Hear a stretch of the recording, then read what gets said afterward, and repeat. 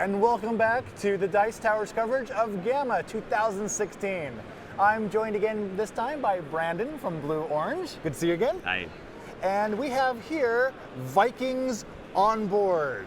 Yes. So, take me through this. How do these Vikings get on board, and what are they doing with their stuff? So, great question. The theme on this game is very light. I mean, we don't take theme too seriously. But so you are a clan of Vikings, and you're about to embark on the season of exploration. Okay. And you want to be on the ships that are best equipped for a successful voyage. Of course. Yeah. Okay. So all these different ships are divided into 3 parts. We have the front of the ship.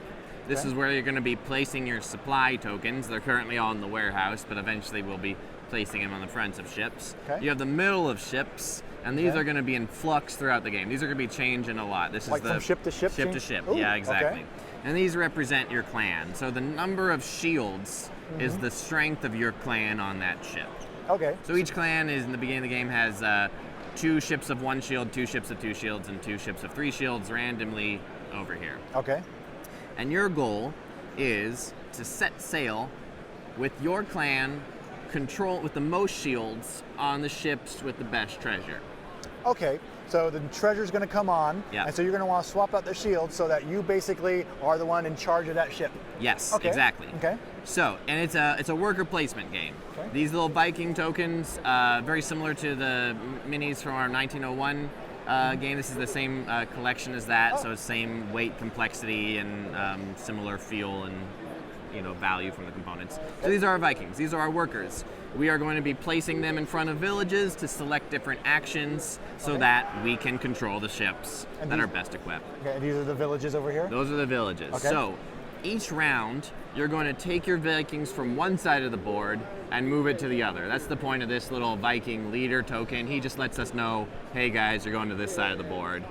Once we're all on this side of the board, the round ends and we flip the back. Viking token and flip back. Oh, okay. So, turn order changes every round. Turn order is based from top down. So red's going to go first the first round, then this guy, then this guy, then this guy, down the line. Okay. Picking it up, choosing an action, taking that action, going down the line. So, And you can go anywhere you want as Anywhere- long as it's on the opposite side. on the opposite side and doesn't have a Viking there already. Okay, so this guy might go next and go here, Yes, and this exactly. guy Yep, here, yep, and yep. so, okay. And in theory, these are the weaker actions and these are the stronger actions because these ones will, if you choose these, you're going to go earlier next round, you're going to go later next round, so the payout is better over here. That's why I went down here. That's why you went down there. That's a perfect one. And actually, every time I play this game, I always make sure to tell people, always choose this action first. If you're not choosing this action, I don't know what's wrong with you. Play the game better. So, Thank you.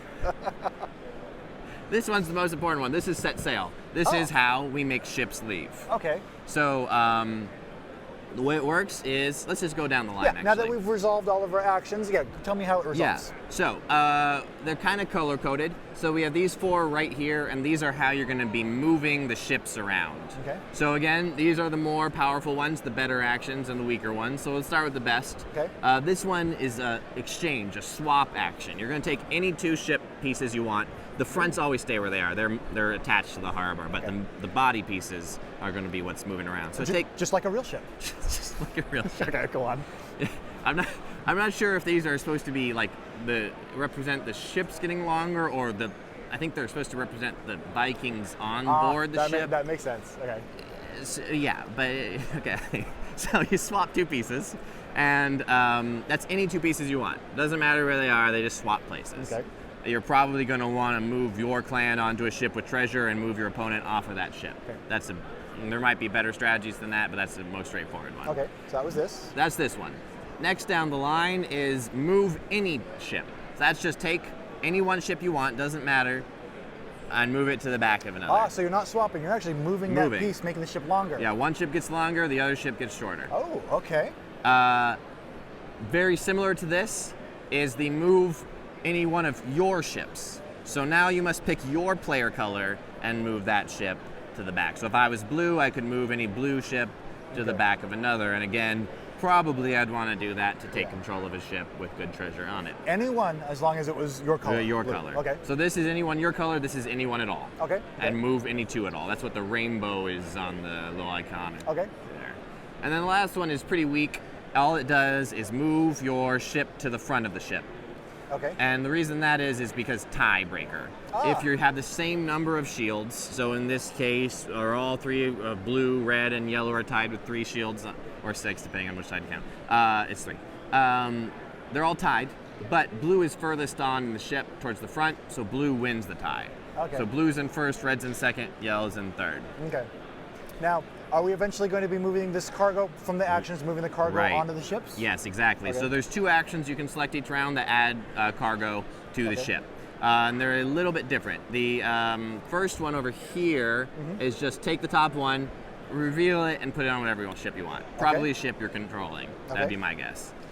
This one's a little bit better. You're going to look at the top 3 of this one, pick one you want, and add it to the ship. And I see there's 3 different goods, and so the 3 different goods score differently? Right, the 3 different goods score differently. Another action you can take on your turn is to go to the marketplace. This will increase the value of one of the goods by a certain value. So we're using this mechanism to change the orientation of the ships and get our goods on. Let's tell me how it ends. Yes, I got to tell you one very important thing about setting sail. So the setting sail action, this is the one I recommend you always take first. Yes. The way you do that is you take an end piece here, you put it in front of you. Then at the end of the round, once we're all on the same side, you're going to choose a ship to set sail. You put it on the end of that ship, it embarks, and we figure out who has control of it. In this case, as I mentioned before, blue, red, and yellow are all tied, but blue is furthest in the front, so blue has first pick of its treasure. Blue will take the first pick and put it on his scoring shield face down. Red would be in second. If there was still treasure, red would pick it, but in this case, red is removed because there is no treasure for red. So that's how setting sail works. And there is one last way of scoring points from setting sail. So you can score points from the treasure. You can increase its value here. We went over that already. The other way you can score points is by gambling. So every player has 4 gambling tokens here, and we're doing a special deluxe version of these for the Gen Con release. Anybody who buys it there gets very nice barrels. Cool. And so you can place a bet on a color you think is going to win. So if I thought I was going to win this ship, I would put it on blue.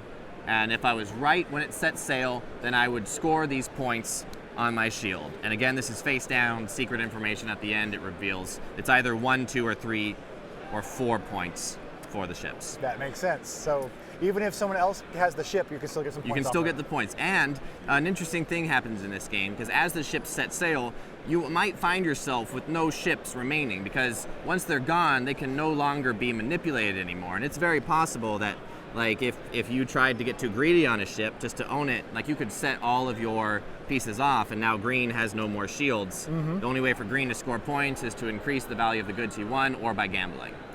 So you're not stuck necessarily. Right, you're never stuck in this game. Well, the production on this game is just fantastic with all these ship pieces and everything. Yeah, and the figures and everything. Comes fully assembled too. Really? Yep. Wow, that's a bonus right there, actually. We spent a long time on that. So with all of that work that's going into it, what is the timeline for its release? This is our next Gen Con game. So we're doing one of these every year. New York 1901 was last year. This is the next one in that series.